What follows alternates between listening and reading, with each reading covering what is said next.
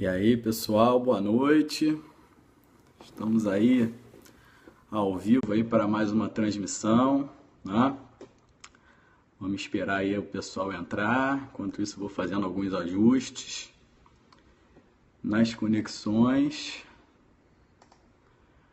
Boa noite aí para todo mundo. Hoje a gente vai tratar de mais um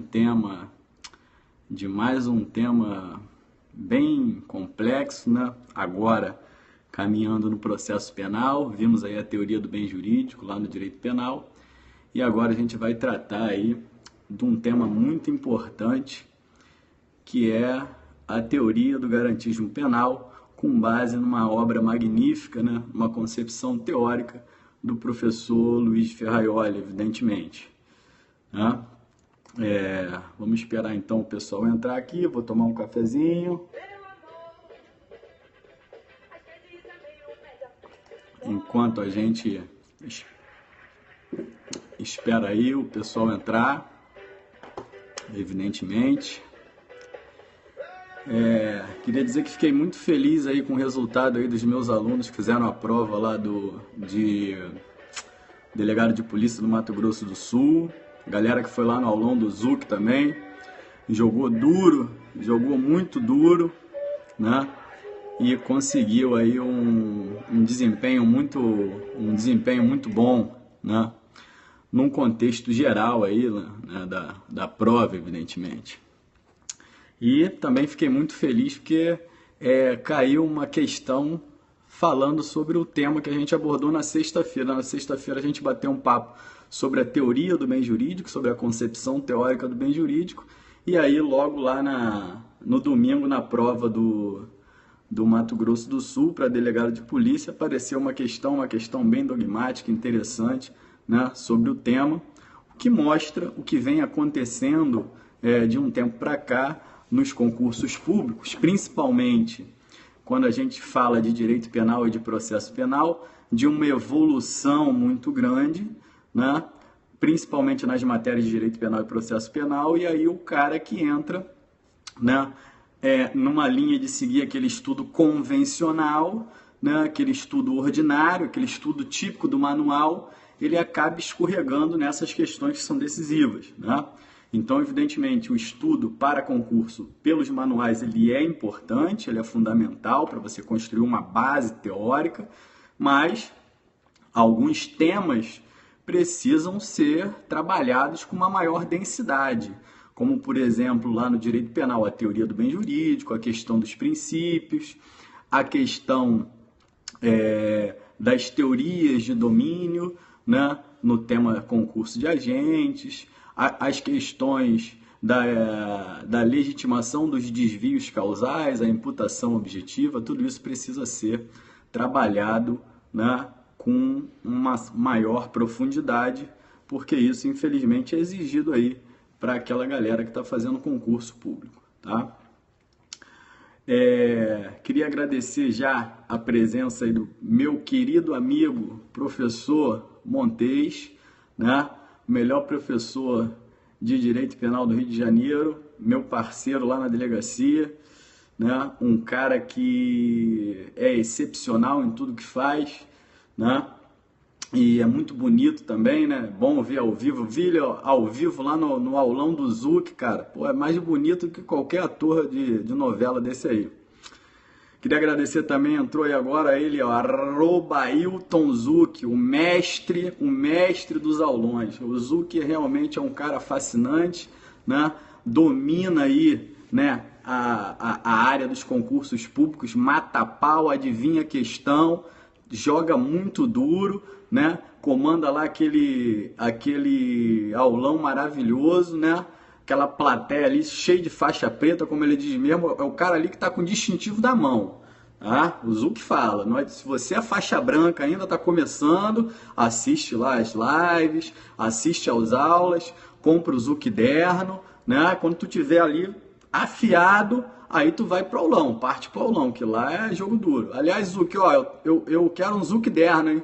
O Zuc tá me devendo um Zuc Derno, porque ó, eu tenho praticamente todos os livros de direito penal. Estrangeiro, então, tem um monte, né? Eu vi minha biblioteca aqui, qualquer dia eu vou mostrar para vocês. Tem livro argentino, tem livro espanhol, tem livro alemão, tem livro chileno, né? Tem livro norte-americano, livro inglês. Agora, só me falta mesmo para completar a minha biblioteca aí é o Zucderno, né? O Zucderno é que está ali, né? Estão ali as dicas, né? Mas vamos lá. Vamos então começar, porque para a gente não se estender também muito no horário, né? Vamos começar esse tema aí. Para quem não me conhece ainda, né? Meu nome é Carlos Eduardo Rangel. Eu sou professor de Direito Penal, Processo Penal, Criminologia e Sociologia Jurídica, tá? No Brasil e em algumas universidades no exterior. Eu sou doutorando em Direito Penal pela Universidade de Buenos Aires e trabalho como delegado de Polícia Civil aqui no estado do Rio de Janeiro, né, na companhia lá do meu querido professor Marcos Montes. O tema de hoje, né, trata da concepção teórica do garantismo penal. E é disso, né, que a gente vai falar e é em cima disso que a gente vai trabalhar. Mas, professor, por que o senhor começa dentro do direito processual penal falando sobre a teoria do garantismo?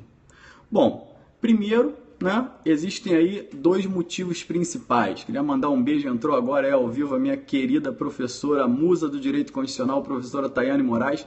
Sigam a professora Tayane Moraes aí, é o futuro do Direito Constitucional no Brasil, é a chama acesa, né, de Canotilho aqui no Brasil, né, tem um futuro aí brilhante pela frente. Os meus alunos que são alunos dela adoram as aulas dela, né. Mas, como eu estava falando, retomando aqui a minha introdução, uma aula sobre teoria do garantismo penal, ela repousa em dois motivos, tá? Primeiro, o primeiro motivo, e é o principal motivo, é a necessidade que hoje nós temos aqui de realinhamento do processo penal brasileiro à Constituição. Ou seja, nós temos que realizar, na verdade, uma releitura, um realinhamento de ordem constitucional do processo penal brasileiro. Mas por que isso, professor? Primeiro, porque é importante esclarecer que toda a sistemática processual brasileira ela carece dessa reestruturação, né?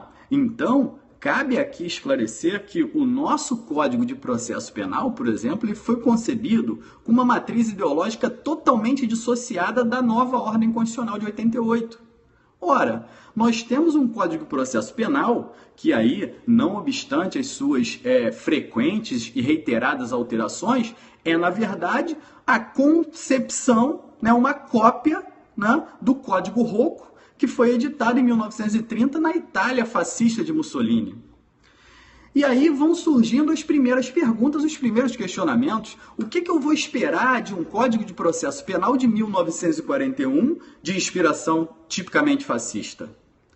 O que eu vou esperar de um Código de Processo Penal que foi elaborado tão somente para dar uma operacionalidade a um sistema inquisitivo e servir aos regimes autoritários? O que eu posso esperar de um Código de Processo Penal que tem uma matriz ideológica totalitária e que se mostra a todo tempo num choque de tensão, num conflito com a própria ordem constitucional? E a partir daí, nós, aqui no Brasil, passamos a vivenciar diversas alterações pontuais nesse sistema processual penal, que, a bem da verdade, não passaram de meros retalhos, meros remendos na legislação, já que a base matricial em si, totalitária, se mostra incompatível com a ordem constitucional democrática.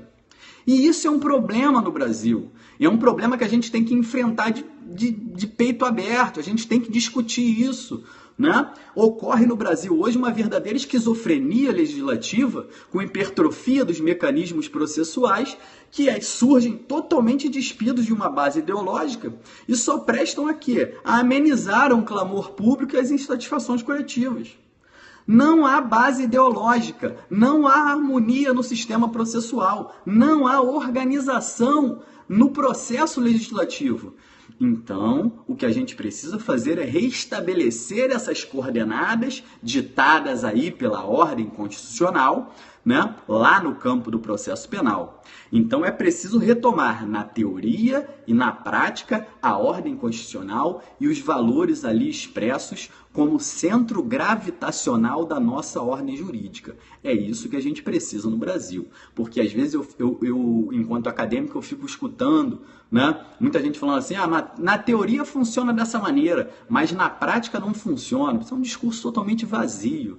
Né? É preciso a gente ter uma fundamentação teórica para dar efetividade às nossas ações práticas. Certo? Sem isso não existe.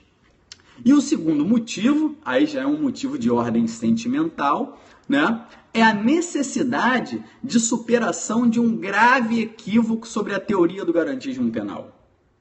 É muito provável, mas muito provável mesmo, que todos que estão aqui me assistindo, em algum momento da sua vida, já tenham ouvido falar na teoria do garantismo penal. Todo mundo já ouviu falar na teoria do garantismo penal. Assim como qualquer operador de direito que transita aí na área criminal também já ouviu falar na teoria do garantismo penal. Isso é um fato, né? Aliás, no Brasil, o próprio garantismo ele virou um rótulo, que geralmente ele é atribuído a um ator jurídico. Quem nunca ouviu assim uma frase? Pô, aquele juiz ali é muito garantista, não é isso? Opa, caiu aqui. Aquele juiz ali é muito garantista. Poxa, você conhece aquele delegado lá? É, aquele de óculos que trabalhava lá na central de garantias, um meio maluco. Pô, aquele delegado é garantista. E também numa concepção contrária, né? Aquele juiz é caneta pesada, é o antigarantista. Pô, aquele delegado ali, meu irmão, aquele delegado com ele não tem refresco, ele é linha dura, antigarantista. Ou seja, aos poucos o garantismo penal ele foi se tornando tudo no Brasil, foi se tornando tudo. Foi se tornando um rótulo, uma característica pessoal, uma religião, um modo de vida, tudo, menos o que realmente é o garantismo penal do professor Ferraioli. Uma concepção teórico-filosófica do direito enquanto ciência jurídica. E se um dia perguntarem para vocês o que é o garantismo penal, você pode escrever isso, pode dizer isso para quem te perguntou. O garantismo penal é uma concepção teórico-filosófica do direito enquanto ciência jurídica. E aí, a partir dessa visão turva que é difundida aqui no Brasil, né, você passa a vivenciar um verdadeiro dilema. E agora, ser ou não ser garantista? Eis a questão, né? E por analogia a isso, eu costumo brincar aí com meus alunos, né? Eu brinco muito com meus alunos dizendo o seguinte, ora, quando você ouve aquela frase famosa, ser ou não ser, eis a questão, né?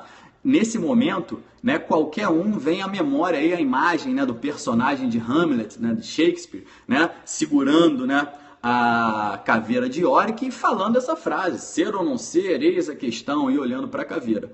Só que quem conhece a peça de Shakespeare, quem conhece a obra de Shakespeare, sabe que o momento em que Hamlet encontra a caveira é totalmente diferente do momento em que ele fala aquela famosa frase, ser ou não ser, eis a questão, né? Então aí está um grande defeito, que é muito comum aqui no direito brasileiro. Qual é o defeito? A difusão e a replicação de uma teoria séria e uma importante concepção teórica com base na mais completa desinformação, com base numa grave negligência dogmática e hermenêutica. Você pega um aluno da Universidade de Buenos Aires, você pega um aluno da Universidade de Santiago do Chile, você pega um aluno de uma universidade da Alemanha, um aluno de direito, um aluno de direito das ciências sociais, ele não sai por aí distribuindo, né, conceituando, né, de forma negligenciada, né? Ele cita as bases dogmáticas que fundamentam os devidos institutos. Mas isso é um defeito aqui no Brasil, né? É um defeito aqui no Brasil. E pior, se essa visão turva do garantismo penal, ela recaísse tão somente no dia a dia forense, no bate-papo, e virasse um mero apelido, né? Menos mal, mas não, essa visão turva ela se replica em decisões judiciais, em pareceres do Ministério Público e até mesmo nos concursos públicos. E aí vira um Deus nos acuda, né? existem, isso vem desde 2013, né? Eu fiz uma breve pesquisa, né, antes de começar as aulas, né, de tratar as aulas do garantismo penal. Fiz uma breve pesquisa, desde 2013 para cá, vem dispensando teoria do garantismo penal em concurso público, para delegado de polícia, para membro do Ministério Público, para membro da magistratura, e em nenhum momento há uma preocupação em se conhecer essa concepção teórica, né? E aí o candidato, né, que vai enfrentar esse tipo de questão, ele muitas das vezes ele vai enfrentar só com base no ouvir dizer, sem um mínimo compromisso hermenêutico. E aí o que acontece? Desliza na resposta. E muitas vezes a banca também desliza fazendo a questão. E aí o resultado é inevitável, né? A anulação da questão. Bom, então, para concluir essa introdução, eu tenho que falar para vocês, para quem está chegando agora, que o estudo da concepção teórica do garantismo penal, ele é importante por dois motivos. O primeiro motivo que nós tratamos, a necessidade de realinhamento constitucional do processo penal brasileiro. O problema do conflito ideológico entre um sistema penal de matriz autoritária e uma ordem constitucional democrática, fundada na limitação do poder punitivo do Estado e no respeito ao núcleo mínimo de garantias. Essa é a primeira necessidade. E o segundo motivo é também a necessidade de superação de um grave equívoco sobre a teoria do garantismo penal. É o problema brasileiro de enxergar o garantismo penal como um rótulo e não como uma concepção teórica. O fato de reconhecer esse defeito e readequar essa questão interpretativa não significa nossa submissão à teoria do garantismo penal. Pelo contrário, eu devo conhecer a concepção teórica do garantismo penal porque ela também merece críticas, ela também é objeto de críticas. Cabe a nós identificar os seus erros, identificar os seus acertos e definir a sua efetiva aplicabilidade prática. Certo? Bom, para falar e para começar a falar desse tema, para começar a falar da teoria do garantismo penal, é impossível não falar da obra do professor Luiz Ferraioli, né, que é Direito e Razão, a teoria do garantismo penal. Olha, o livro Direito e Razão, do professor Ferraioli, é sem dúvida a maior obra já produzida por ele, né? O professor Ferraioli tem uma produção científica gigantesca, mas realmente há uma unanimidade em reconhecer o livro Direito e Razão, Teoria do Garantismo Penal, como a maior obra do professor Ferraioli.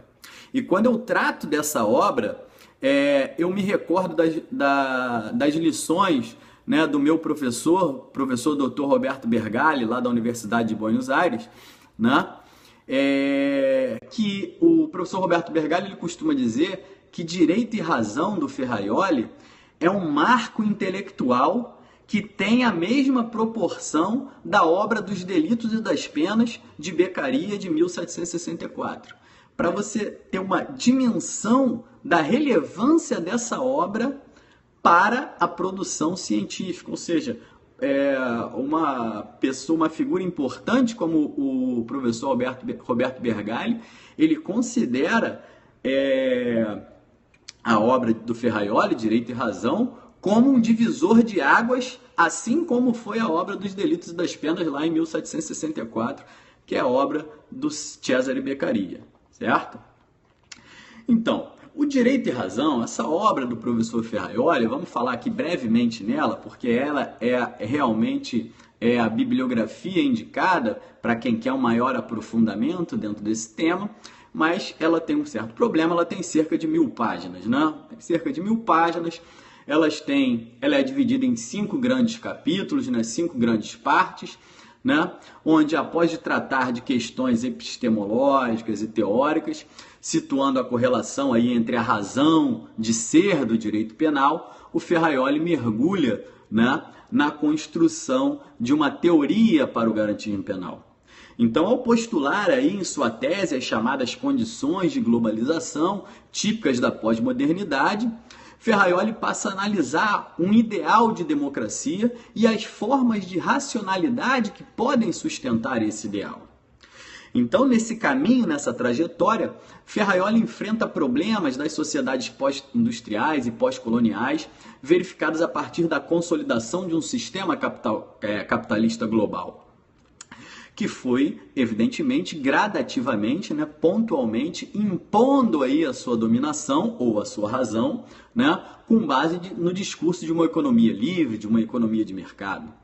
O professor Ferraioli analisa também alguns fenômenos que decorrem dessa relação de dominação, como a doutrina de segurança nacional, o perigosismo, que foi muito desenvolvido aqui na América Latina, a chamada legitimação das emergências penais, a criação da sociedade do medo, né, e as variações de todas as intervenções punitivas do Estado na esfera de direitos e garantias individuais, contribuindo para a criação, sempre essa criação de um paradoxo entre capitalismo e democracia. Então, com base nessas reflexões, Ferraioli passa a realizar uma análise dos sistemas penais ocidentais, de uma maneira geral, à luz de uma teoria argumentativa, evidentemente, que busca aí valorar, né, a real efetividade dos direitos humanos, né, e dos direitos fundamentais.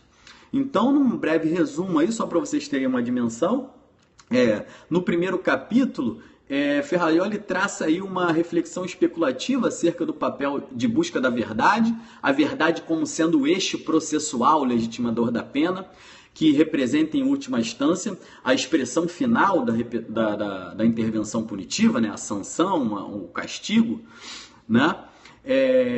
E aqui a proposta do professor Ferraioli se debruça na busca de uma verdade enquanto norte, né? Afastada daquele ideal de verdade real, né?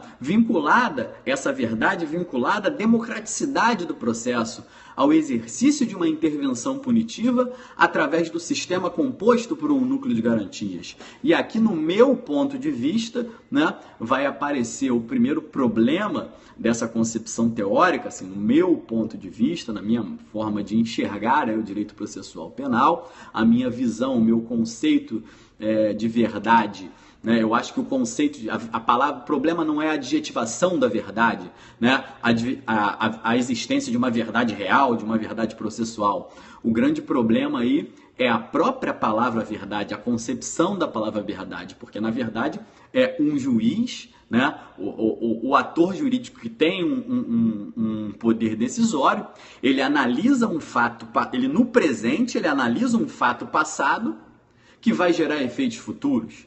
Ou seja, ele não faz uma cognição, o juiz não conhece, né, dos fatos, ele reconhece, é uma atividade recognitiva. E se é uma atividade recognitiva, o conceito de verdade ele não se encaixa, né? Então, os processualistas mais contemporâneos admitem até que essa verdade no processo é uma verdade mitológica, né? Existe a mitologia da verdade, né? Habermas já dizia que a verdade é o todo e o todo é muito para nós seres humanos, né? Uma frase típica do professor Jürgen Habermas, né? Então, no primeiro capítulo, Ferraioli trabalha um pouco esse conceito de verdade, mas se destaca aí da verdade real e vê que a verdade é uma verdade enquanto norte, é uma verdade enquanto orientação, é uma verdade enquanto ícone, é uma verdade utópica, né? Seria uma utopia, a verdade no processo seria uma utopia, mas a utopia é necessária porque serve para a gente ter um norte, um caminho, né? Um segmento. Então, essa verdade seria vinculada a essa ideia de democraticidade do processo, que limitaria a intervenção punitiva, né, num equilíbrio aí de um sistema composto por um núcleo de garantias fundamentais e estruturantes. No segundo capítulo, Ferraioli já passa a se dedicar ao estudo das teorias de justificação e algumas teorias abolicionistas do direito penal, uma concepção abolicionista, não que ele a defenda, ele passa a se debruçar sobre essas teorias, as teorias que justificam o direito penal e as teorias abolicionistas que visam afastar o direito penal. E aí ele passa a refletir sobre a fundamentação e a argumentação dos critérios racionais para a intervenção punitiva, a racionalização da intervenção punitiva, evitando aí a injustiça, uma eventual injustiça nos processos de criminalização e é isso que ele busca aí no segundo capítulo da sua obra. O segundo capítulo que eu digo é a segunda parte, né? São vários capítulos. Na terceira parte, o terceiro capítulo, né, Ferraioli se refere à construção de um direito penal típico de um Estado de Direito, próprio para um Estado de Direito. Como é que seria um direito penal próprio para o Estado de Direito? E aí ele busca, ele mesmo, estabelecer alguns critérios de racionalidade com base nas correntes filosóficas que legitimam a própria teoria do direito, né? E aí ele vai passar a fazer considerações analíticas e hermenêuticas sobre a releitura dele, sobre a própria teoria do direito, né? E ele vai, nesse caminho, buscar solidificar a noção de direitos humanos no cenário da sociedade pós-capitalista, através do estabelecimento de um diálogo democrático que leve aí em consideração os diversos atores sociais, sejam eles considerados de forma individual ou sejam eles considerados de forma coletiva. No quarto capítulo, Ferraioli traça um estudo específico sobre o direito punitivo italiano, né, identificando aí as contradições geradas, né, no próprio Estado de Direito diante das chamadas emergências penais, legitimadas a partir dos discursos de combate ao crime organizado e outras formas de manifestação de violência. E Ferraioli viveu muito essa época, né? A época da grande repressão às máfias italianas, né? A máfia napolitana, a Camorra, a Cosa Nostra, né? E ele vai observar, né, a alteração, a impactação da intervenção punitiva do Estado legitimada por esse discurso. E aí nesse cenário, o professor Ferraioli analisa o que ele chama de instauração da exceção penal, né, como uma característica que é marcante e inevitável na ruptura da democraticidade do Estado de Direito.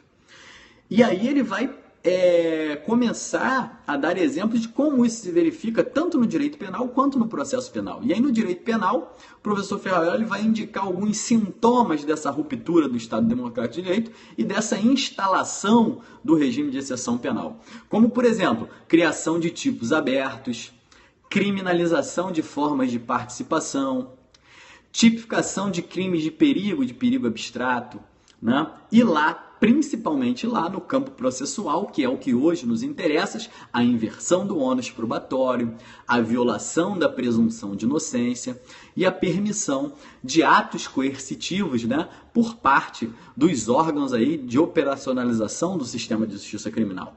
Você vê que, traçando um paralelo entre a realidade italiana do discurso antimáfia, há uma nítida correlação com a nossa realidade brasileira de hoje, que vive um discurso do Estado, um Estado de um discurso anticorrupção, né? Você também tem que parar para observar no âmbito, no cenário social brasileiro, quais são as implicações desse discurso, né, anticorrupção, desse discurso de combate à impunidade, desse discurso de crimes contra a fazenda pública, contra o erário público, né? Quais são as repercussões processuais e penais nesse aspecto? E aí, assim, um paralelo muito interessante, eu trabalho um pouco isso, né, na minha tese de doutorado.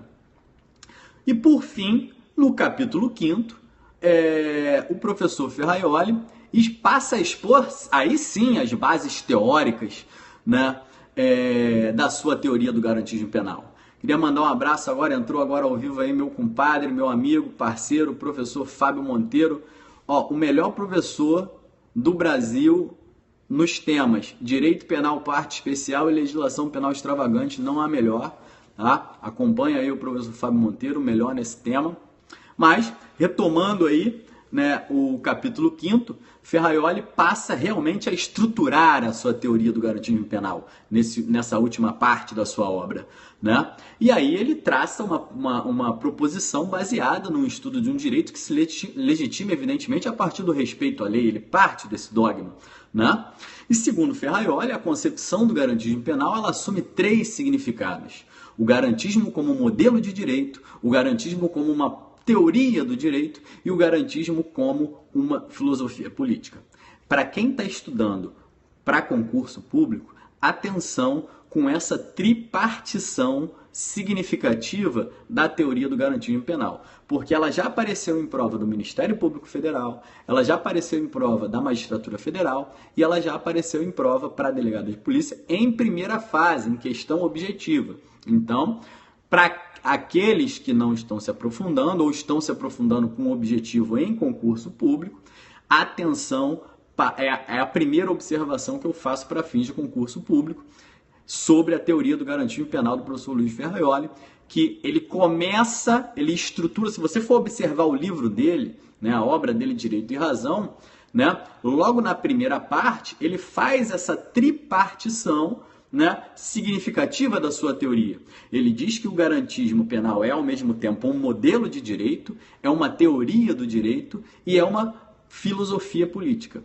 E essa concepção tripartida do garantismo penal, ela vem sendo cobrado aí em algumas provas. Vou repetir, para quem está estudando para concurso público, essa é a primeira informação importante sobre a teoria do garantismo penal, porque na sua obra, o próprio professor Ferraioli, isso parte dele, isso não é a doutrina que fala isso, ele mesmo faz parte da própria construção, que a teoria do garantismo penal, ela possui uma tripla acepção significativa. Ela tem 3 significados, ela tem 3 signos, e são essas palavras-chave que vão aparecer no concurso público, né, nas questões sobre garantismo penal. O primeiro significado seria o garantismo como modelo de direito. O segundo significado seria o garantismo como uma teoria do direito. E o terceiro significado, o garantismo como uma filosofia política. São esses 3 significados que aparecem na obra e são cobrados também em concurso público. O garantismo como modelo de direito, o garantismo como teoria do direito e o garantismo como uma filosofia política. Bom, então feitas essas considerações iniciais, nós vamos tratar aí da construção teórica do garantismo penal. Em como se estrutura, né, essa teoria do garantismo penal do professor Luiz Ferraioli.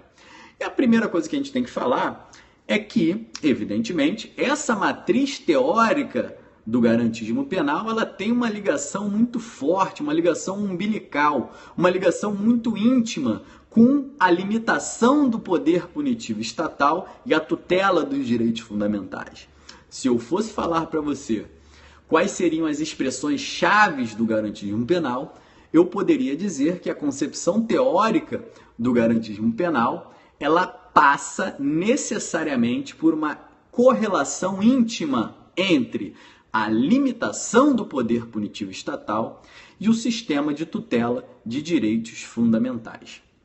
Para Ferraioli, inclusive, a proteção desses direitos fundamentais, enquanto, evidentemente, uma decisão política essencial que marca a legitimação democrática do próprio poder do Estado e próprio poder do povo e a sua transferência para o Estado, constitui o fundamento existencial do próprio direito.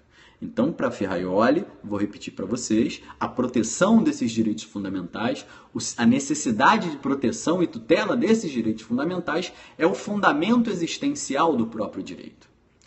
E a teoria do garantismo penal de Ferraioli, nesse aspecto, o que ele faz? Ele resgata e valoriza a ordem constitucional como um verdadeiro epicentro do sistema jurídico. E é justamente nessa ordem constitucional em que podemos identificar aquele núcleo mínimo e irredutível que tem a capacidade de estruturar todo o sistema jurídico. A Constituição, para Ferraioli, portanto, nada mais é do que a fonte legitimadora do poder estatal, cujo limite interventivo na esfera de direitos e garantias individuais materializa-se pela própria consolidação desse sistema de direitos e garantias fundamentais.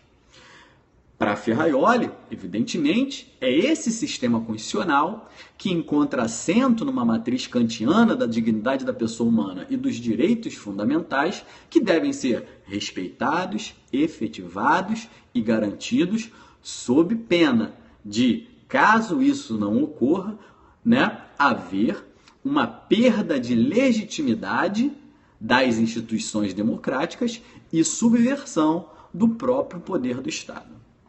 Então, num plano inicial, é muito importante a gente tratar da legitimação desses direitos fundamentais. E aí, pulando um pouquinho, né, para a teoria, né, para as teorias constitucionalistas, analisando um pouco mais a teoria do Estado, né, a gente vê que essa legitimação desses direitos fundamentais ela está presente em três concepções teóricas distintas. Né? Nós temos a teoria chamada de juspositivista, né, de Hans Kelsen. Nós temos a teoria chamada, as teorias de base jusnaturalista, né, que são as teorias de Dworkin. E nós temos também as teorias realistas, né, que são a teoria que comportam, né, as concepções teóricas de Bobbio. Então, repetindo, no que diz respeito à legitimação dos direitos fundamentais na ordem jurídica, nós temos três concepções teóricas distintas e elas precisam ser estudadas, né, pelo menos em suas concepções introdutórias. A teoria dita juspositivista, de Hans Kelsen, a teoria jusnaturalista, de Ronald Dworkin, e a teoria realista, de Bobbio. Então, só para vocês terem uma dimensão, e esse assunto eu trato com muito carinho, eu reputo muito importante, vamos analisar aí, basicamente, fazer um panorama dessas três teorias. Que é bem fácil, é bem simples. Para a teoria de justificação, para a teoria de legitimação de direitos fundamentais, baseado na concepção juspositivista de Hans Kelsen, e isso você vai encontrar na obra dele, Teoria Pura do Direito, né? Teoria Pura do Direito.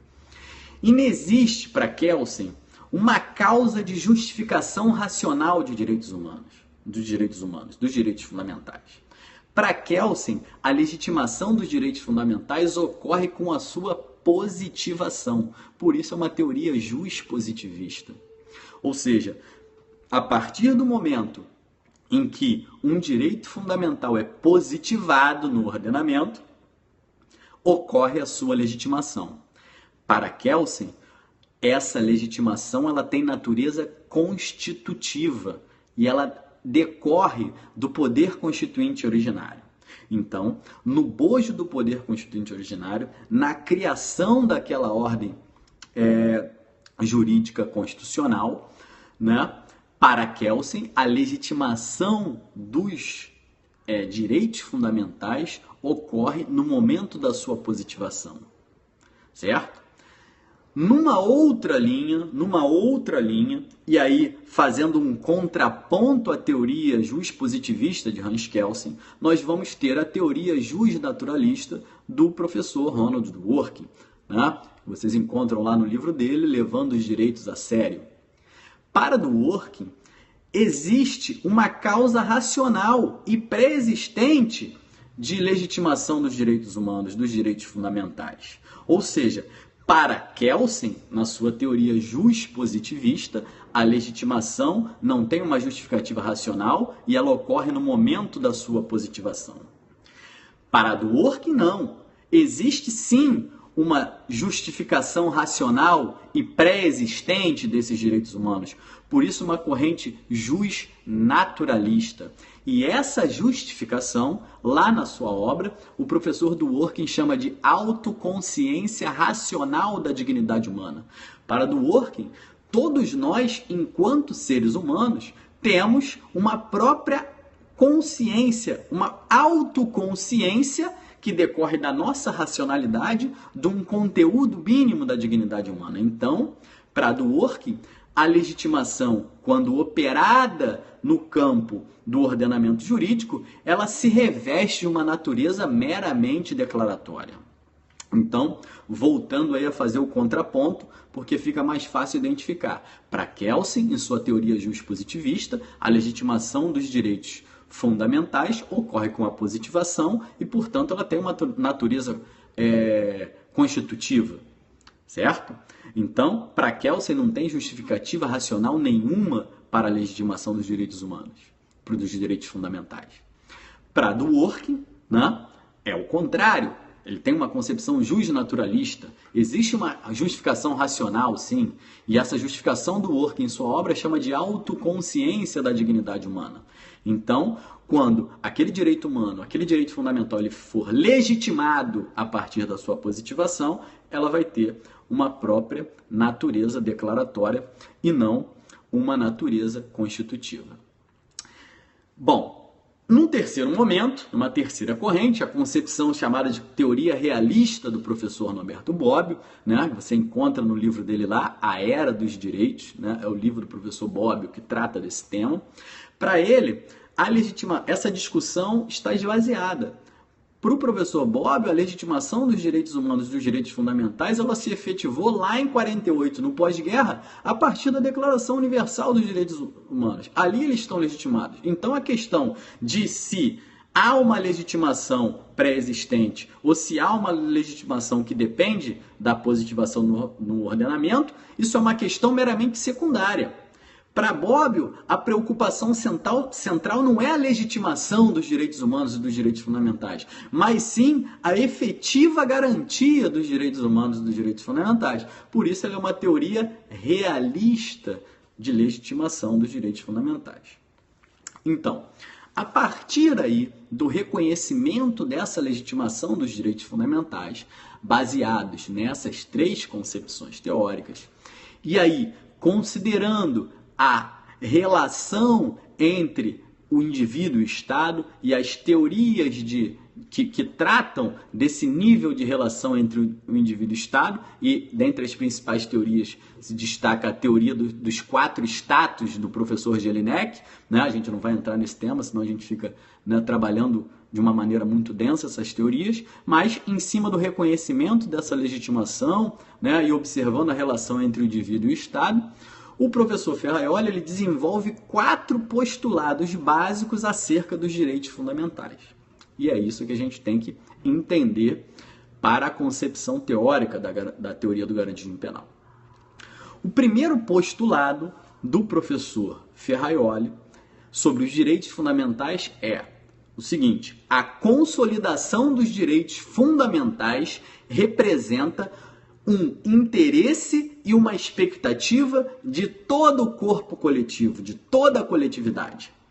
E aí estão representadas, né, as diversas convergências de titularidades daquelas parcelas de poder de cada o indivíduo enquanto componente da sociedade, transferindo essa parcela ao Estado para a formatação do Estado democrático de direito, certo? Então, o primeiro postulado do professor Ferraioli sobre os direitos fundamentais, repetindo, é a consolidação dos direitos fundamentais representa um interesse e as expectativas da coletividade. O segundo postulado é que os direitos fundamentais comportam um caráter supranacional. O que seria esse caráter supranacional? Esse caráter supranacional seria aquela característica extraída do fato de os direitos fundamentais estarem firmados não só numa ordem jurídica interna, mas também no plano internacional, decorrente dos tratados e convenções internacionais. Né? O movimento que foi feito de legitimação dos direitos fundamentais, ele ocorreu do plano externo para o interno, né? A partir das declarações dos direitos, Declaração Universal dos Direitos do Homem, né? E dos diversos diplomas internacionais. O que a gente vê hoje em termos de legitimação de direitos humanos, né? Em termos de efetivação dos direitos humanos, são concepções externas que influenciam os ordenamentos internos. Né? O procedimento de internalização das convenções e dos tratados internacionais é muito vivo no nosso dia a dia, no nosso ordenamento jurídico. Né? Então, como muito bem observado aí, o segundo postulado do professor Ferraioli sobre os direitos fundamentais é que eles têm esse aspecto, eles comportam essa característica de supranacionalidade. O terceiro postulado sobre os direitos fundamentais, do professor Ferraioli, traduz a correlação entre direitos e garantias. Vou explicar melhor. Como é que o professor Ferraioli enxerga essa correlação entre direito e garantias? O professor Ferraioli parte da seguinte premissa: os direitos fundamentais, eles são garantias primárias, ou seja, eles nascem das expectativas positivas ou negativas do indivíduo em relação ao Estado. Então, cada indivíduo, né, ao estabelecer e ao firmar aquele pacto fundamental da Constituição da República, né, ele, no campo dos direitos fundamentais, ele espera comportamentos positivos, como, por exemplo, a efetivação de um direito social à saúde, né, ao lazer, à educação, ou comportamentos negativos, né? Interferência na vida, interferência na liberdade, interferência na violação na inviolabilidade domiciliar, né? Ou seja, um comportamento negativo do Estado. Então, os direitos fundamentais para o professor Ferraioli são chamados de garantias primárias. Por quê? Porque ele nutre expectativas positivas ou negativas do indivíduo na sua relação com o Estado, na sua relação dita vertical entre o Estado e o indivíduo. A partir de eventual violação de qualquer dessas garantias fundamentais, dessas garantias ditas primárias, nascem as chamadas garantias secundárias. As garantias secundárias nascem dessas violações das garantias primárias e elas se materializam pela imposição ou de uma reparação por parte do Estado ou pela aplicação de uma sanção judicial. Então, na correlação entre direitos e garantias, o professor Ferraioli faz a diferenciação entre garantia primária, que são os direitos fundamentais, as expectativas negativas ou positivas de um indivíduo em relação a um comportamento adotado pelo Estado, e, a partir de uma eventual violação, né, evidentemente uma nítida base contratualista, né, a partir dessa eventual violação, nascem as garantias secundárias. E essas garantias secundárias elas vão ser materializadas pela imposição de uma reparação ou pela aplicação de uma sanção judicial. E, por fim, o quarto postulado do professor Ferraioli, e o mais importante, e é aí que a gente vai trabalhar a concepção teórica do garantismo penal que interessa, né, ao processo penal, é quando o professor Ferraioli faz a diferenciação estrutural entre direitos fundamentais e direitos patrimoniais. Preste atenção. O quarto postulado do professor Ferraioli, ao tratar aí dos direitos fundamentais, é sem dúvida o mais importante, né, para o nosso estudo, para o estudo da concepção teórica do garantismo penal no campo do direito penal e no campo do processo penal. Então, nesse quarto postulado, o professor Ferraioli faz uma diferenciação entre direitos fundamentais e direitos patrimoniais. E ele fala o seguinte: os direitos fundamentais, eles estão vinculados a toda uma classe de indivíduos, enquanto, num outro campo, os direitos patrimoniais, eles estão vinculados somente aos seus titulares. Vou repetir, para o professor Ferraioli, que faz uma diferença estrutural, tá, entre direitos fundamentais e direitos patrimoniais, ele fala o seguinte: olha, os direitos fundamentais, eles estão vinculados a toda uma classe de indivíduos. Os direitos patrimoniais, eles estão vinculados somente aos seus respectivos titulares. E a partir dessa diferenciação estrutural entre o que é direito fundamental e o que é direito patrimonial, o professor Ferraioli retorna lá atrás à teoria do direito e faz uma revisão do direito positivo. E essa revisão recebe o nome de neopositivismo. A doutrina conhece como o neopositivismo do professor Ferraioli, né? Por muitos ele é taxado de neopositivismo, ele recebe esse rótulo. E a partir dessa diferenciação que é estrutural, ou seja, ele faz uma diferenciação na estrutura justamente para retornar ao estudo da teoria do delito e retornar à revisão do positivismo jurídico. E aí ele conclui que os direitos fundamentais eles são indisponíveis, inalienáveis, imprescritíveis, invioláveis, intransigíveis e personalíssimos. Ao contrário, os direitos patrimoniais são disponíveis por sua natureza, negociáveis por sua natureza, alienáveis por sua natureza. Então, dessa forma, a partir dessa diferenciação estrutural que permite uma concepção bipartida e o estabelecimento de características opostas, né? Dessa forma, ao contrário dos direitos patrimoniais que se vendem, que se trocam, que se alienam, o professor Ferraioli chega a uma conclusão: os direitos fundamentais são inegociáveis. Não se pode vender ou trocar a vida, vender ou trocar a liberdade, vender ou trocar a inviolabilidade domiciliar, vender ou trocar, para a nossa aula de direito processual penal, o direito ao devido processo legal. O direito ao devido processo legal, que é a matriz principiológica processual de todo o processo penal democrático, ele é um direito fundamental e, portanto, ele é inegociável, ele é inalienável, ele é indisponível. E aí, é a partir daí que a gente traça o primeiro panorama teórico aí da concepção teórica do garantismo penal. Perceberam? Vocês perceberam que para Ferraioli a indisponibilidade desses direitos fundamentais vai passar a impedir que qualquer interesse, seja ele político, econômico ou social, viole esse núcleo de garantias. Os direitos fundamentais são o núcleo mínimo de garantias e de estruturação de todo o sistema jurídico. Então, o fato desses direitos fundamentais terem essa característica de indisponibilidade vão impedir qualquer interferência, qualquer perturbação em nível político, econômico e social no campo de violação dessas garantias. E isso, gente, vai acontecer principalmente aonde? Principalmente no direito processual penal.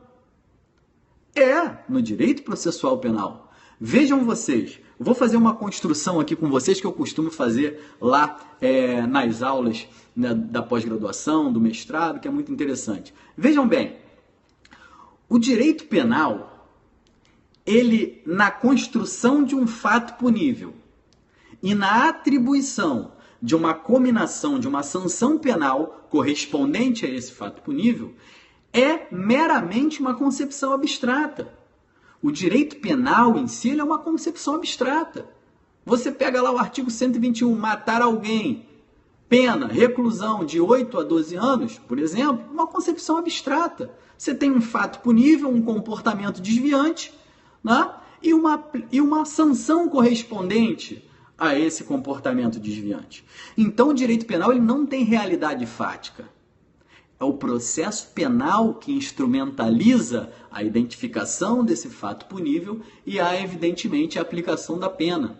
Então, o processo penal é o caminho, o processo penal é o instrumento, o processo penal ele é o adjetivo, ele é o viabilizador do direito penal.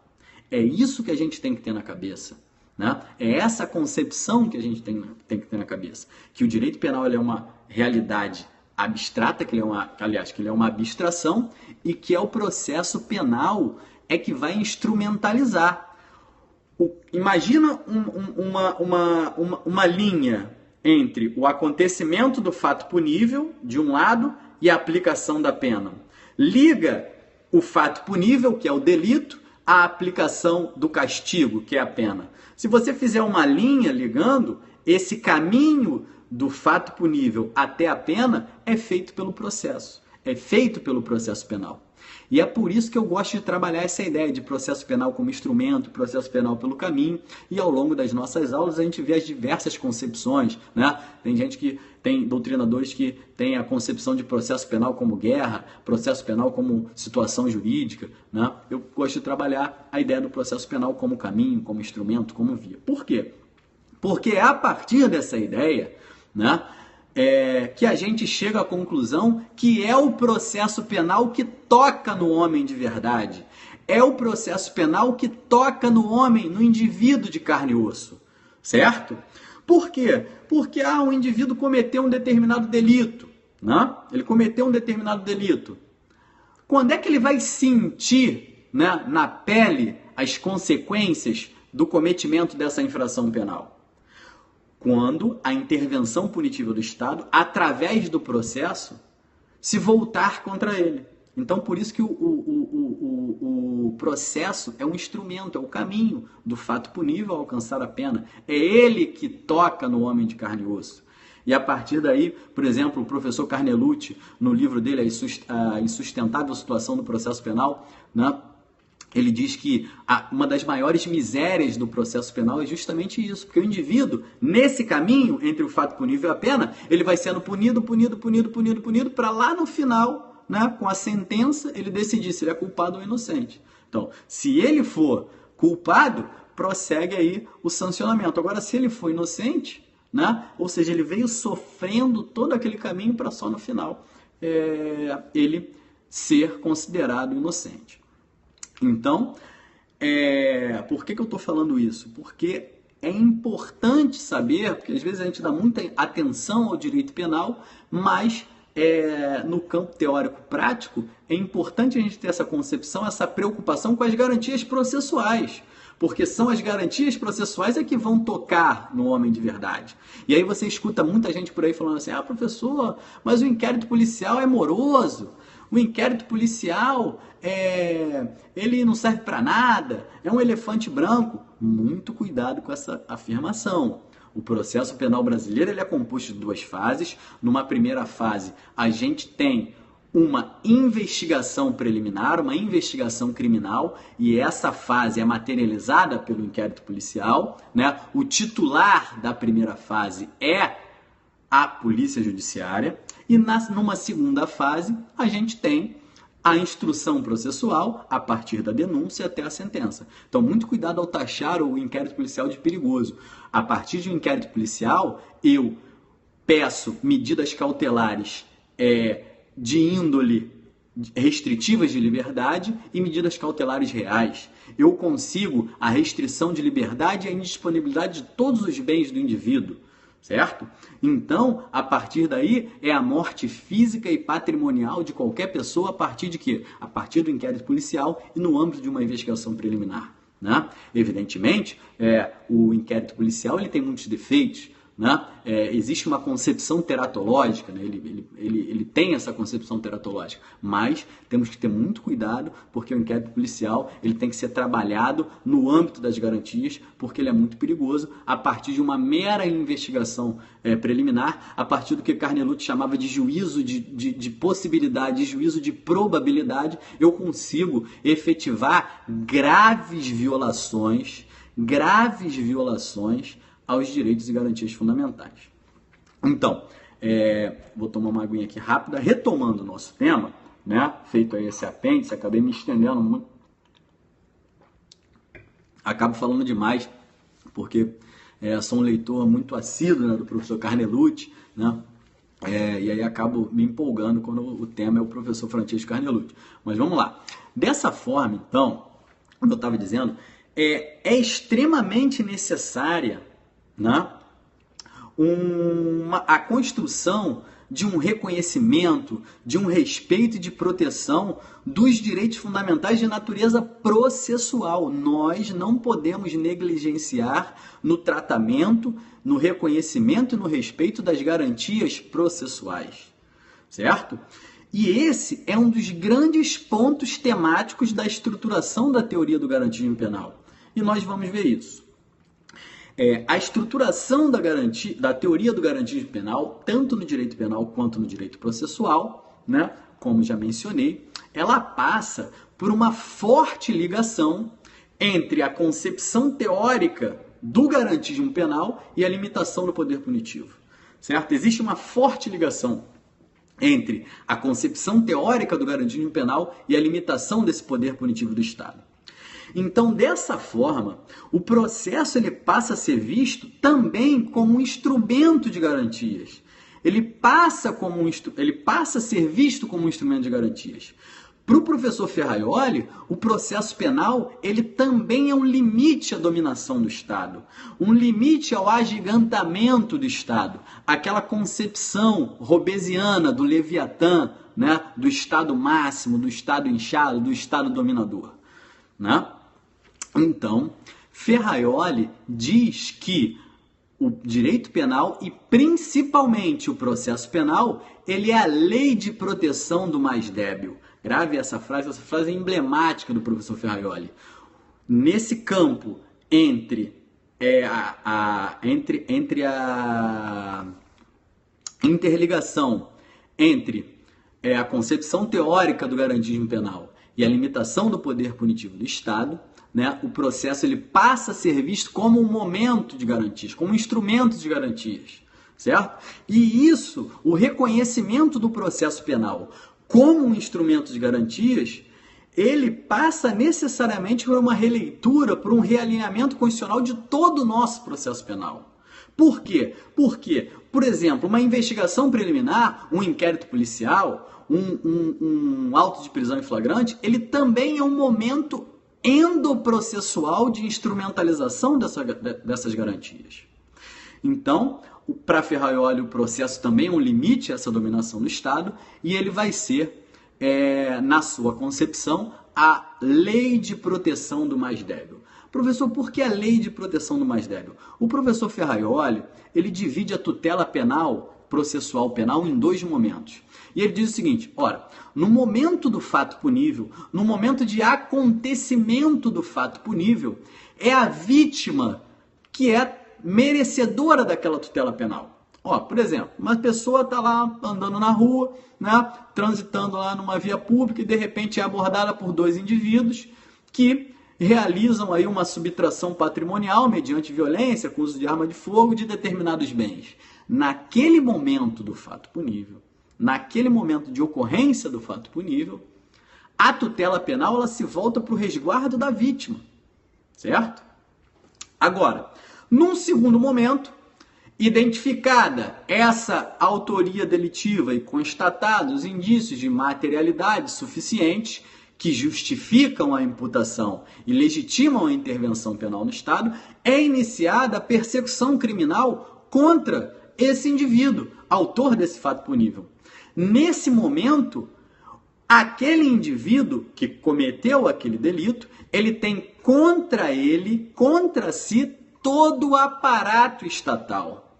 E, portanto, naquele segundo momento, no momento da persecução criminal, aquele indivíduo é o destinatário da tutela processual penal. Por isso, o processo penal ele é a proteção, é a lei de proteção do mais débil. É a lei de proteção do mais débil porque a tutela é bipartida. No momento do fato punível, vítima. No momento que iniciada a persecução criminal, a tutela penal ela é dirigida ao imputado, porque é ele sozinho contra o gigante do Estado. E esse sistema de proteção jurídico penal, que naturalmente decorre do respeito ao núcleo mínimo de garantias, ele foi estruturado por Ferraioli num sistema de 10 axiomas, sendo 6 do campo penal e 4 do campo processual penal. Então, eu peço atenção aqui em vocês para essa estruturação axiomática da teoria do garantismo penal, porque Ferraioli, a partir dessas conclusões, ele estabelece 10 axiomas. Desses 10 axiomas, nós temos 6 no campo penal e nós temos 4 no campo processual penal. No campo penal, nós temos os seguintes axiomas: nulla pena sine crimine, nullum crime sine lege, nulla lex pennalis sine necessitar, nulla necessitar sine iniuria, nulla iniuria sine actione e nulla actio sine culpa. São os 6 axiomas do professor Ferraioli no campo penal. E no campo processual penal, que são aqueles que estão nos interessando, nós temos o nulla culpa sine iudicio, nullum iudicio sine accusatione, nulla accusatio sine probatione e nulla probatio sine defensione. Ou seja, são os 10 axiomas estruturantes da teoria do garantismo penal, 6 no campo penal e 4 no campo processual penal. Evidentemente, esses axiomas, né, esses brocardos estabelecidos pelo professor Ferraioli, eles naturalmente, eles são identificados na ordem jurídica como princípios básicos de toda a ordem processual penal. Então, por exemplo, quando eu falo lá em nulla pena sine crime, eu estou falando o quê? Eu estou falando no princípio da legalidade. Então, todos aqueles axiomas são identificados a partir de princípios. Então, se eu tenho 10 axiomas, eu também tenho 10 princípios básicos. E é isso que a gente tem que saber. Os 6 princípios básicos do direito penal e os 6 princípios básicos do processo penal. Para a concepção teórica do garantismo penal, evidentemente. Então, no campo penal eu tenho princípio da retributividade da pena em relação ao delito, que tá lá na teoria da pena. Princípio da legalidade, seja a legalidade em sentido estrito ou a legalidade em sentido amplo. Princípio da necessidade do direito penal. Princípio da lesividade ou ofensividade do evento penal. Princípio da materialidade ou exteriorização da ação, e esse é o princípio, é o coração do direito penal, princípio da materialidade ou da exteriorização da ação. Nós tratamos um pouco, tangenciamos esse princípio lá quando falamos da teoria do bem jurídico, quando eu falei de direito à perversão, quando eu falei da impossibilidade de punição de ações internas, né? Princípio da culpabilidade ou da responsabilidade pessoal, e daí vai decorrer a intranscendência da pena, a culpabilidade lá nos seus 3 níveis, né? Agora, no campo processual penal, né, nós temos 4 princípios básicos que decorrem daqueles axiomas básicos do professor Ferraioli, que são princípio da jurisdicionalidade, princípio acusatório ou da separação entre juiz e acusação, e a gente vai trabalhar muito esse princípio no segundo momento do nosso processo penal aqui, quando a gente vai trabalhar a questão dos sistemas processuais. Não percam aí de jeito nenhum esse tema, porque a gente vai discutir a questão do sistema inquisitivo, do sistema acusatório. Princípio do ônus da prova ou da verificação e princípio do contraditório, da defesa, que também é chamado de princípio da falseabilidade. Então, a partir dessa estrutura principiológica, né, baseado nesses princípios, cada sistema processual penal ele pode ser aferido em níveis máximo e mínimo. Nessa aferição, o professor Ferraioli identifica tendências de um sistema processual baseado em 2 modelos, né? De acordo com essa aferição, né, baseada no respeito a esses princípios, a essas garantias, eu vou ter um direito penal chamado de máximo ou um direito penal chamado de mínimo, né?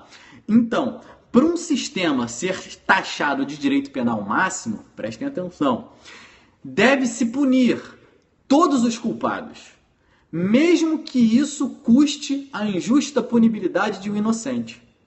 Então, o professor Ferraioli, a partir da verificação dos diferentes sistemas processuais penais, ele identifica tendências em 2 modelos antagônicos, um direito penal máximo e um direito penal mínimo.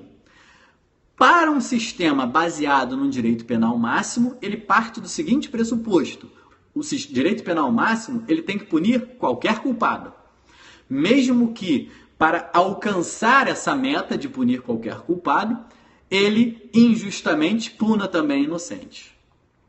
Agora, para um sistema baseado num direito penal mínimo, eu tenho uma concepção oposta, antagônica. Nenhum inocente deve ser punido, mesmo que isso custe a não punibilidade de um culpado.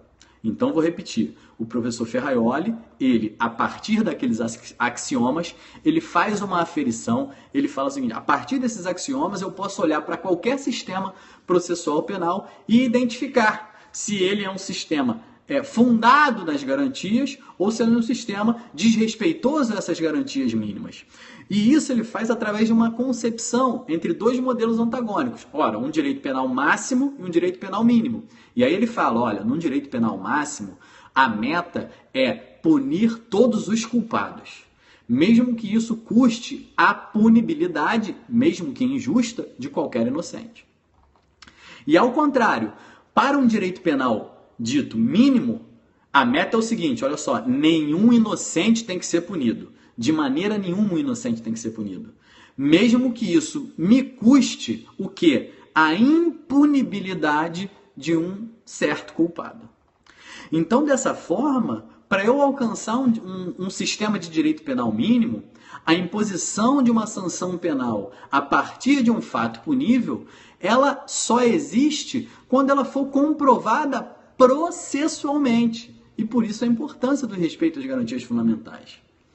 Para esse sistema, né, para isso, para alcançar essa meta, né, mais próxima ao direito penal mínimo, né, o sistema ele prestigia as garantias processuais, a presunção de inocência, o devido processo legal, a ampla defesa, o contraditório, os sistemas de proteção e tutela da cadeia de custódia probatória, entre outros. Por um outro lado, se eu tenho um sistema tendente a um direito penal máximo, esse sistema que é tendencioso ao direito penal máximo, o que ele vai fazer? Ele vai golpear, ele vai mitigar, ele vai afastar todas essas garantias processuais. Já que ele persegue o quê? Já que ele persegue a qualquer custo a punição de todo e qualquer culpado, mesmo que isso implique para ele a punição de inocentes. Certo? Então, essa estruturação da concepção do garantismo penal, a partir desses axiomas, né, a partir desses princípios, ele vai olhar para os diversos sistemas processuais e vai identificar se aquele determinado sistema processual ele tem tendência a direito penal mínimo ou a direito penal máximo. Num direito penal mínimo, a imposição daquela sanção penal por um fato punível depende do quê? Do respeito integral ao processo. Ou seja, do respeito ao sistema das garantias processuais, a presunção de inocência, o devido processo legal, a ampla defesa, o contraditório, a não culpabilidade. Agora, por outro lado, se eu tenho numa determinada sociedade, numa determinada ordem jurídica, um sistema processual penal tendencioso ao direito penal máximo, o que o professor Viola chama de direito penal máximo, esse sistema, esse exercício do direito penal máximo, ele vai golpear, ele vai afastar, ele vai bloquear algumas das garantias processuais. Por quê? Porque a base dele é perseguir a qualquer custo a punição de todo culpado, mesmo que para isso eu tenha que punir injustamente algum ou alguns inocentes. Bom, então a gente desenhou aí as principais linhas da teoria do garantismo penal e antes de encerrar eu vou fazer uma parte só num outro tema, porque esse tema de alguns anos para cá, de uns 2 anos para cá, ele vem aparecendo em concursos públicos, né? E aí, para dar uma força àquele pessoal que quer se aprofundar, mas também depende aí, está buscando aí naquela luta diária aí pelo estudo do concurso público, a gente tem que falar nesse tema, porque é um tema que tem uma alta incidência em prova, né? Ainda não caiu para delegado de polícia, ainda não caiu para a magistratura, mas cai demais no Ministério Público Federal e Estadual e também vem aparecendo numa concepção contrária nos concursos de defensoria, que é a questão do chamado garantismo integral e do garantismo hiperbólico monocular. Professor, o que é isso? Calma, muita calma. Primeiro eu quero fazer uma observação, certo? Acerca dessas inovações doutrinárias acerca da teoria do garantismo penal do professor Ferraioli. Como eu falei lá no início para vocês, a obra Direito e Razão, que consagra a teoria do garantismo penal, é considerada um marco, um divisor de águas. Gente, ela é equiparada ao livro do Delitos e das Penas. Tamanha a importância dessa concepção teórica, né? A gente tem que estar muito atento a essas inovações doutrinárias, porque as inovações doutrinárias, quando baseadas em pesquisa científica, em trabalhos científicos, elas são bem-vindas, elas servem essa dialética que aperfeiçoa o direito, certo? Agora, quando ela surge deturpada, com outros motivos, a gente tem que ter muita atenção. Então, essa é a primeira observação. Mas, no campo dessas inovações aí doutrinárias, né, que tangenciam o tema teoria do garantismo penal, né, surgiram aí o que a doutrina costumou taxar de garantismo integral e garantismo hiperbólico monocular. Com todo o respeito que eu tenho pela democratização do ensino, né, pelo trabalho de pesquisa, né, pelo trabalho, pela produção científica aí no campo da produção do próprio conhecimento, sinceramente esse tema, como muito bem coloca aí o professor Lenny Streck, ele está mais próximo da chamada concursocracia do que de uma variação dogmática da teoria do garantismo penal do professor Ferraioli. Então, vou repetir, né, e já adiantando, com profundo respeito que eu tenho a qualquer democratização de ensino, né, com profundo respeito que eu tenho a quem trabalha efetivamente, né, a pesquisa científica, quem se dedica à produção do conhecimento, né, sinceramente, eu enxergo que essa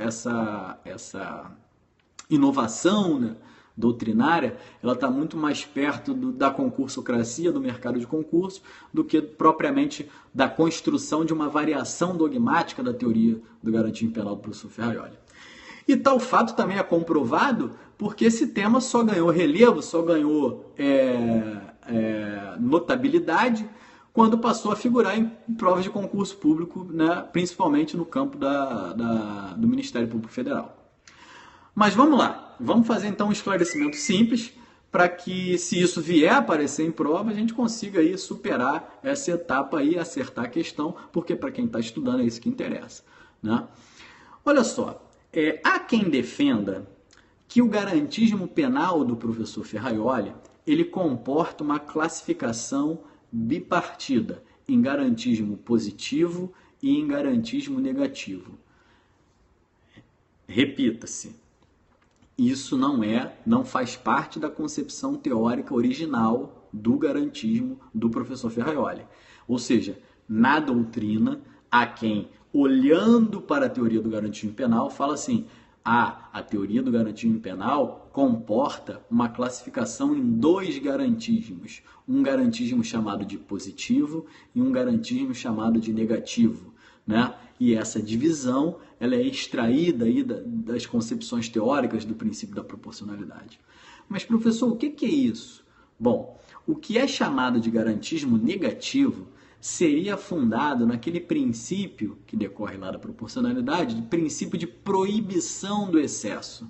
Ou seja, quando há uma atuação na atividade de limitação do poder do Estado sobre o indivíduo. Esse é o princípio da chamada proibição do excesso, né? Lá no campo da proporcionalidade. E isso ensejaria o surgimento desse garantismo negativo. É negativo porque ele se baseia nessa proibição do excesso, ou seja, na limitação de quando e como o poder punitivo do Estado pode interferir na esfera de direitos individuais. Por um outro lado, numa outra concepção, há o chamado garantismo positivo, que decorre de um outro princípio. O garantismo positivo decorre do princípio da proteção, da proibição da proteção deficiente, ou vedação da proteção deficiente, né? Pautado em quê? Pautado no dever do Estado em proteger os direitos fundamentais da ação de terceiros, certo? Então, eu vou repetir. Há quem defenda que o garantismo penal do professor Ferraioli comporte uma bipartição em garantismo positivo e em garantismo negativo, né? E essa bipartição decorre lá dos preceitos extraídos do princípio da proporcionalidade. Então, o garantismo negativo seria baseado no princípio da proibição do excesso, ou seja, atuando no limite da intervenção punitiva do Estado nos direitos fundamentais individuais. Já o garantismo chamado de garantismo positivo seria aquele fundado no princípio da proibição da proteção deficiente ou vedação da proteção deficiente, que é fundado justamente naquele dever do Estado em proteger os direitos fundamentais da ação de terceiros. Então, dessa forma, veja bem, dessa forma, o sistema de proteção dos direitos fundamentais não seria somente baseado na proibição do excesso, né? Proibição do excesso, na limitação do poder estatal sobre o indivíduo, né? Que é o Übermachtvorbot, né? Que é a proibição da massa no direito penal alemão. Mas também, num outro lado, né, o sistema de proteção de direitos fundamentais teria uma outra vertente, né? Baseado em quê? Baseado na proteção do indivíduo frente a uma omissão do Estado, que seria o Untermaßverbot, né? Então, vou repetir.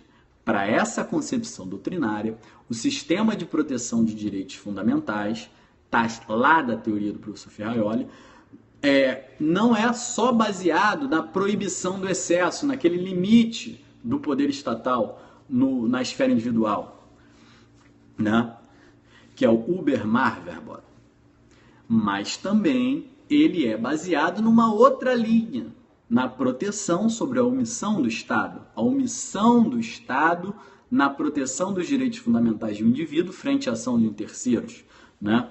Que seria lá no direito penal alemão, o Untermaßverbot, certo? Então, partindo dessa premissa, numa corrente capitaneada por um professor, né? Um excelente professor, até acadêmico, né? Mas que por acaso ele é examinador da banca do Ministério Público Federal, tem se trabalhado uma crítica ao garantismo chamado integral, que é o garantismo que comporta essa versão positiva e negativa. E essa crítica, ela está sob uma justificativa de ocorrer uma hipervalorização da proibição do excesso, que é o garantismo negativo. O que levaria ao reconhecimento do chamado garantismo hiperbólico monocular. Então, vou repetir, né? Existe uma corrente doutrinária, né, capitaneada por um professor que é titular da banca do MPF, que ele fala, né, que ele faz uma crítica a esse chamado garantismo integral, né, ao garantismo positivo e ao garantismo negativo. E ele diz o seguinte, olha, está ocorrendo um desequilíbrio, né, um contrabalanço entre o garantismo negativo e o garantismo positivo. Por quê? Porque está se hipervalorizando o garantismo negativo, que é aquele garantismo fundado na limitação do poder do Estado na intervenção dos direitos fundamentais individuais. E isso gera o que ele chama de garantismo hiperbólico monocular. Então, esse garantismo seria hiperbólico, porque ele está excessivamente ampliado sob o ponto de vista do garantismo negativo, e seria monocular, porque ele está tão somente voltado para a proteção do imputado, o que, por essa concepção, poderia fomentar uma impunidade no âmbito do sistema processual penal. Então, vou repetir. Para essa concepção, esse garantismo seria hiperbólico, porque ele vem sendo excessivamente ampliado, e excessivamente ampliado no que tange a hipervalorização do garantismo negativo, tá? E monocular. Monocular porque ele estaria tão somente voltado para a proteção do imputado, né? O que poderia fomentar essa impunidade. Certo? Então, esclarecido aí o que é garantismo integral, o que é a concepção negativa, o que é a concepção positiva e o que é o garantismo hiperbólico monocular. Certo? Agora, vamos lá. Minha opinião, né? Minha humilde opinião. Primeiro, o que eu acho? Acho que é uma construção sedutora e perigosa, porque em tempos de instabilidade democrática, que vem para subverter uma das maiores construções no campo das ciências jurídicas contemporâneas, que é a teoria do garantismo penal do professor Ferraioli. Essa é a minha primeira opinião, minha primeira impressão. Eu olho e vejo lá garantismo hiperbólico monocular e penso, bom, ela é uma construção sedutora e perigosa, porque nesses tempos de instabilidade ela vem subverter, do ponto de vista dogmático, uma das maiores construções teóricas do campo das ciências jurídicas, que é a teoria do garantismo penal do professor Ferraioli. Segunda opinião, acho e temo ser uma construção de viés utilitarista, que me parece estar mais interessada em operacionalizar instrumentos de repressão e agradar aquele clamor social contra o mito da impunidade, contra o mito, contra a construção da sociedade do medo. Essa é a minha segunda opinião. E minha terceira opinião, eu acho que é uma construção mais preocupada com a concursocracia do que com a cientificidade. Mais preocupada com a concursocracia do que com a cientificidade, com a produção científica. Veja bem, nós, como falamos há um tempo atrás, na concepção, na estruturação teórica do direito, da teoria do garantismo penal, eu falei para vocês que o próprio professor Ferraioli diz que a tutela penal ela tem dois momentos distintos. Né? O de proteção da vítima no momento de ocorrência do fato punível e da proteção do imputado, do investigado, no momento que ele é submetido sozinho e contra todo o aparato estatal à persecução criminal. Então não há que se falar em hipervalorização do garantismo negativo, nem fomento da impunidade. Né? Meus amigos, aprendam uma coisa. Violência e criminalidade, eles são fenômenos sociais complexos.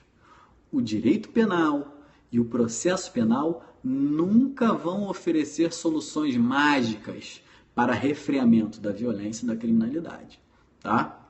Segunda coisa, esses discursos emocionais, bandido bom é bandido morto, tá com pena do menor de idade, leva para casa. Esses discursos emocionais, eles não têm componente técnico, eles só têm componente emocional. Então, eu nunca vou discutir discurso emocional. Discurso emocional, tem gente que ama o Flamengo, tem gente que ama o Vasco, tem gente que ama o Botafogo, se bem que depois de ontem esse amor com o Botafogo balançou, né? Mas é a mesma coisa, é um discurso emocional. É desprovido de qualquer componente técnico. Então, para nós que somos operadores, que somos estudiosos do direito, isso não interessa. Né? Só interessa, né, se eu tiver uma construção dogmática, uma construção teórica sólida que justifique um aumento de repressão. Isso eu tenho que ter, eu tenho que construir. Né? Como é, por exemplo, a concepção do direito penal do inimigo. Muito se fala sobre direito penal do inimigo, direito penal do autor, muito se deturpa, né, sobre a teoria do direito penal do inimigo, mas ela é uma construção teórica sólida, ela tem base dogmática sólida, ela tem fundamentação. Né? Os seus idealizadores, né, e os seus defensores, né, não se basearam no bandido bom é bandido morto, então é direito penal do inimigo, não é isso? Né? Isso é um retorno à barbárie, isso é um retorno ao totalitarismo. Uma outra coisa que eu gostaria de falar para vocês é que tem um professor meu lá na Universidade Penal, na Universidade de Buenos Aires, né, um professor meu doutorado muito querido, o professor Henrique Del Perce, um gênero, agora professor catedrático de uma universidade na França, e ele num livro dele, né, chamado Crime, Prejuízo e Castigo, ele começa o livro falando assim, e essa frase me marca muito, né, principalmente pelo fato de eu ser policial. Ele diz o seguinte, ele diz que o grau de civilidade de uma sociedade é inversamente proporcional à quantidade de intervenção policial que ela reclama. Ou seja, o grau de civilidade de uma sociedade ele é inversamente proporcional à quantidade de intervenção policial que essa sociedade reclama. Então, quanto mais a sociedade clamar, tem que ter mais policiamento, tem que ter mais policial, tem que ter mais intervenção, é porque essa é um sinal de que essa sociedade tem um baixo grau de civilidade e, lógico, uma proximidade à barbárie, ao medievo, né? Um retorno aí ao período paleolítico, né? Então, eu vou encerrar aqui a nossa transmissão, né? Antes de encerrar a nossa transmissão, eu queria deixar para vocês uma fala, eu vou ler aqui uma fala do professor Ferraioli, né? Que ele dele aqui quando ele veio aqui no Brasil em 2013, no Seminário Internacional de Ciências Criminais, né? E eu tive o prazer aí de lá em 2013, né, assistir aí pessoalmente, né, o professor Ferraioli. O professor Ferraioli, evidentemente, com a educação, né, com a delicadeza, né, com a sensibilidade que é peculiar, ele antes de fazer a sua intervenção no Seminário de Ciências Criminais, onde também recebeu o título de doutor honoris causa pela Universidade Gama Filho, aqui no Rio de Janeiro. Ele teve o cuidado, né, de enviar uma tradução do italiano para o português, né, para todos aqueles inscritos no seminário, num gesto aí de sensibilidade. E um trecho da fala dele me marcou muito e eu anotei isso e eu costumo replicar nas minhas aulas e eu queria falar para vocês. É mais ou menos assim. Deixa eu ler aqui. O que dizer sobre o genocídio e as guerras? O que dizer sobre os flagelos da fome, da sede e das doenças? O que dizer sobre a vilania das devastações ambientais, a vilania do mercado financeiro sem regras? Para mim, todas essas atrocidades, frutos do anarcocapitalismo desenfreado e contemporâneo, causam muito mais danos e danos muito mais graves a todos os delitos atualmente punidos pela Justiça Penal. Então, o professor Ferraioli ele faz uma crítica, e uma crítica muito contundente, né, sobre o papel do direito penal, o papel do direito penal e do processo penal dentro da ordem jurídica contemporânea e questionou, ora, se o direito penal, que é instrumentalizado pelo processo penal, se ele é o responsável pela proteção dos bens jurídicos mais importantes, por que o direito penal ele não está olhando para o genocídio, não está olhando para as guerras, ele não está olhando para a fome, para a miséria, para a sede, para as doenças, para as devastações do meio ambiente, para a regra desenfreada do mercado financeiro, para o desaparecimento dos estados soberanos, né, que estão dando lugar aí, às organizações globais, né? Então, para Ferraioli, todas essas atrocidades, né, que dizimam a dignidade, que dizimam, né, o ser humano, eles são delitos muito mais graves do que qualquer delito encontrado em qualquer código penal, certo? Então essa é a reflexão final, né, do professor Ferraioli que eu quero deixar para que vocês tenham a exata dimensão do grau de genialidade do professor Ferraioli, né? Do grau de perspicácia, do grau de intelectualidade, né? E do alto grau de produção científica que tem o professor Ferraioli. Então, gente, muito obrigado. Eu vou encerrar aqui a nossa transmissão.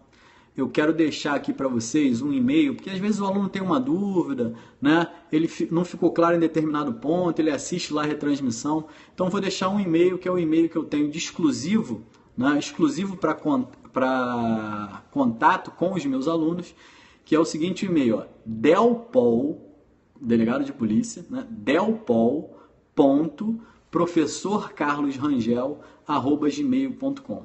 delpol, delpol.professorcarlosrangel@gmail.com. Então, se você tem alguma dúvida, né, se ficou alguma coisa pendente, se quer fazer algum esclarecimento, se precisa de ajuda, professor, eu estou estudando, não sei, professor, como é que eu faço?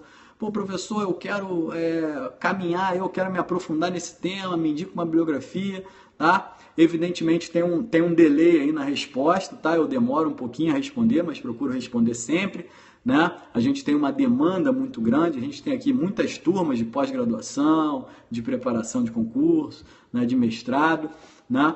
Queria dizer também que o pessoal de São Paulo que está me assistindo, né, na semana que vem eu vou estar lá no Seminário Internacional de Ciências Criminais, né, o 23º Seminário Internacional, comemorando aí 25 anos do IBCCRIM, né, e vou estar ali expondo um trabalho, num dos painéis lá, que é o trabalho denominado A Cor do Crime, né, seletividade punitiva e letalidade violenta nos conflitos de intervenção policial, né, uma análise que eu faço sobre etnia, território e modalidade criminosa naqueles homicídios, né, decorrentes de intervenção policial, né, os homicídios justificados, né, no campo da justificação. Então vou estar lá fazendo essa análise, um trabalho aí, de pesquisa muito interessante, né? E para quem puder nos prestigiar, vamos estar lá no IBCCrim, que é um evento também imperdível, né? São 5 dias de evento, né? Lá em São Paulo. Bom, então fico aqui agradecer a vocês, agradecer aos meus amigos aí, muitos professores que prestigiaram, professora Tayane Moraes, que está comigo até agora, né? Minha professora de Direito Constitucional, né? Professor Fábio Monteiro, professor Marcos Montes, professor Ailton Zuc, professor Luiz Marcelo, né? Delegado de polícia. Então, muito obrigado aí, até a próxima transmissão. E nas próximas transmissões a gente intercala, a gente retorna lá para o direito penal, né? E aí vamos tratar aí, né, dos sistemas penais, do conceito de crime, caminhando aí na introdução crítica ao estudo do direito penal. Depois a gente volta para cá para o processo penal, estudando os sistemas penais, o desenho arquitetônico e estrutural do processo penal contemporâneo brasileiro.